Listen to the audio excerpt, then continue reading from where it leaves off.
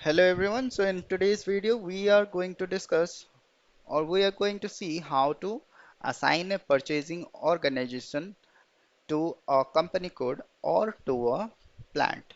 So let's see. For that we need to go to SPRO, then SAP reference IMG, then enterprise structure, then we need to go to assignment. Here we need to go material management. Now the first option is assign purchasing organization to company code. So here you can assign a central purchase organization to a company code.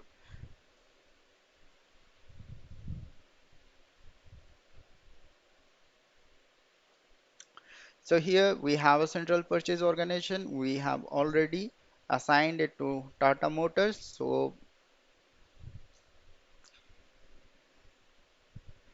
So here is the new purchase organization. If you want to make it as a central purchase organization, then you just need to enter the company code, that is T300 T300 to it, then it will be assigned as your central purchase organization. So this is how you can assign a purchasing organization to a company code. If you want to make the purchasing organization as a standard purchase organization, then you need to click on assign purchasing organization to plant. Now click on it. So here you have to click on new entries, and here the purchase organization is Tata Nagar Purchase Organization and the plant is T210. We need to save it.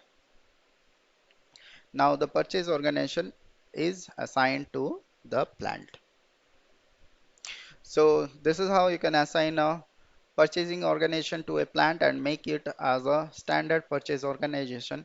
So if you don't have more than one purchase organization in a plant, then the purchase organization will become a standard purchase organization. If you have more than one purchase organization in a plant, then you need to assign one purchase organization as a standard purchase organization. Then you need to go to the third option, that assign a standard purchasing organization to a plant. Now you have to click on here and you have to assign a single purchasing organization to a plant to make it as a standard purchase organization. So that's for today. Thank you and bye bye.